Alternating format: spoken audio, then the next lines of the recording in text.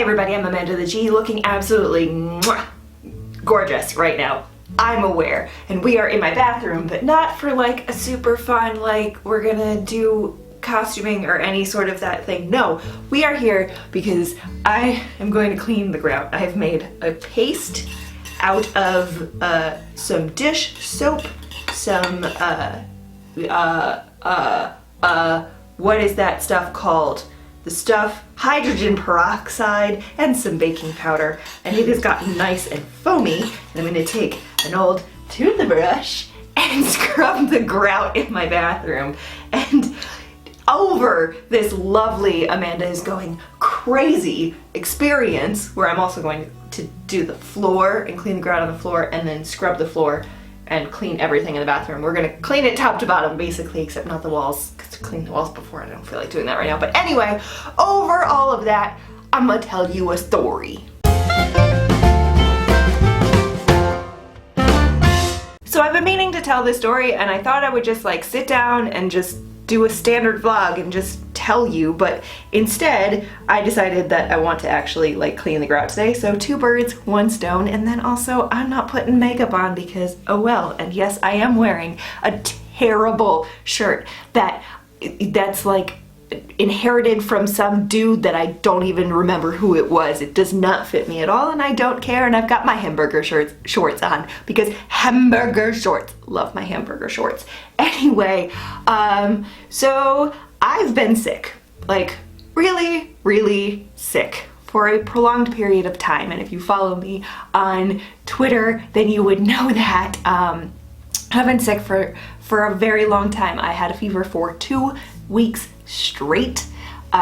So yeah, one Friday I was at work, and then all of a sudden I started coughing and could not stop coughing, and then fell over because I was coughing so much I couldn't breathe anymore. And then I got a really bad fever, and then it hit up over 100 degrees, and my baseline temperature is 97.1.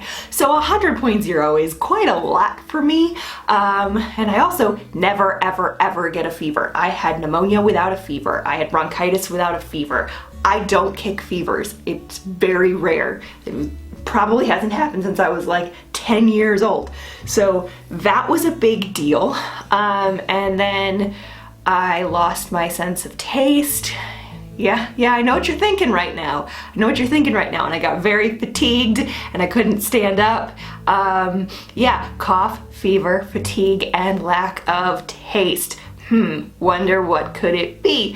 I wondered what could it be, and Monday came around and I was feeling awful, and my coworkers started yelling at me on Zoom that I needed to go and get swabbed. And of course I don't have a primary care physician because I am that great of an adult.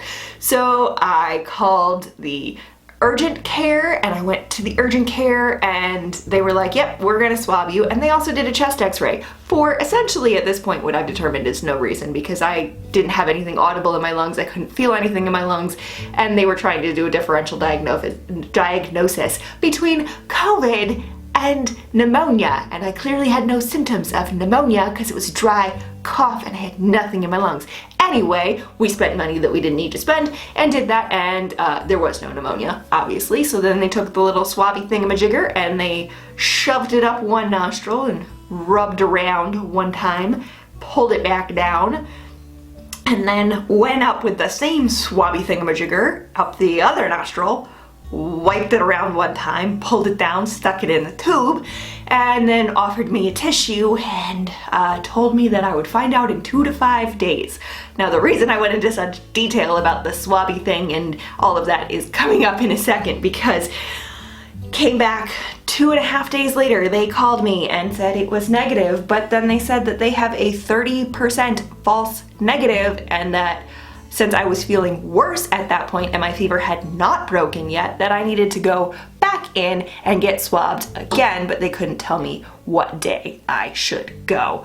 So I called my work hotline, because we have a work hotline for COVID in case you were exposed, in case you need to be tested, and I called them. And then they talked to their attending on file afterwards because I didn't meet their qualifications to get re-swabbed, but they took all my symptoms, which were getting worse at this point, and I was incapable of standing because it was just too damn tiring to stand, and all of a sudden now all of my muscles are shaking. So that's great, and I had all this pain, and I was just feeling like terrible, feeling absolutely terrible, and still with a fever and still with a cough that I could not control.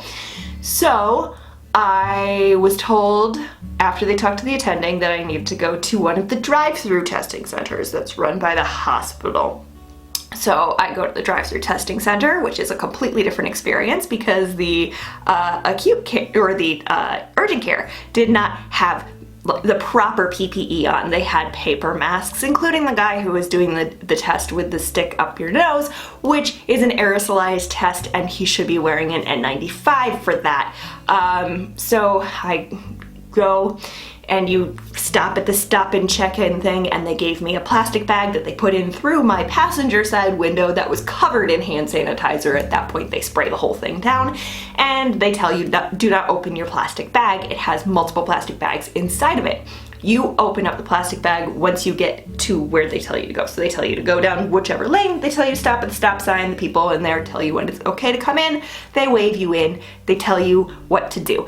You roll down your window, you open the bag, they pull out the stuff that they need. They tell you, there was a medical study that I participated in where I spit in a tube and gave them my spit too. So they get your verbal consent to do that and honestly take my spit. If you can test somebody with spit instead of a stick probing up their nose, I say let's do it. So I gave them my spit, but they had me roll up my window, spit in the tube. Close the tube myself, verify the information on the tube, put it back in the plastic bag, or actually no, they had the plastic bag for that one. Reach out with the tube, they tell me to lower my window, put the tube into their plastic bag, they seal their plastic bag. Then they spray it down. It goes into a section to get sprayed down.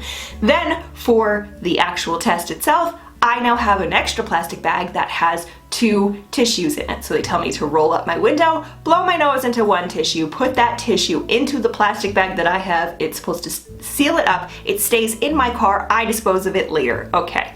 Take the second tissue, put it underneath the mouth, over the mouth, under the nose, to collect the drippy drips, okay? Then they take a very, very, very pokey version of that little swabby thing. Theirs was much more pointy and pokey and owie.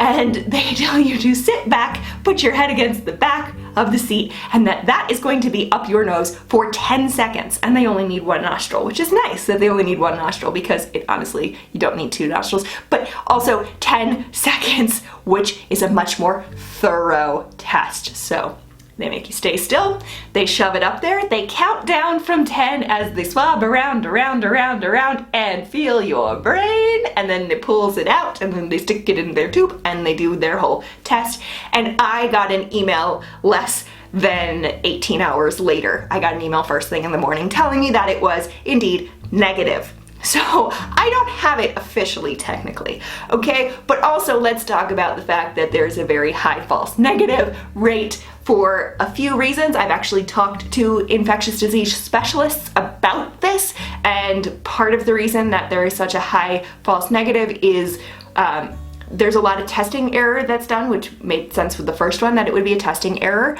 They said if it doesn't feel like it tickles your brain, it's not doing it right, and I have a feeling that they should switch the word tickle to burn a hole in or something else like that. It is very much not a tickle. It is very not fun.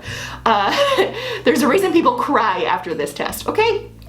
And for some reason, I can apparently take it like a boss because one person remarked that, damn, you're tough, and the other person who did it remarked, you do that like a pro. So I guess I get shit up my nose like a pro, and I don't know what that says about me, and I don't know if I should brag about it or not, but there you are. And the other big reason for false negatives is like the dates of when you get it swabbed. So if you get swabbed on the height of your symptoms, you're more likely to get the correct test, but if you wait too long or you do it too soon, you'll get a false negative. So anyway, that's my story. It took me 2 solid weeks to not have a fever. 2 weeks until my temperature was back down to normal for a normal reading, which is insane. I am still feeling the effects of it. I am still weak.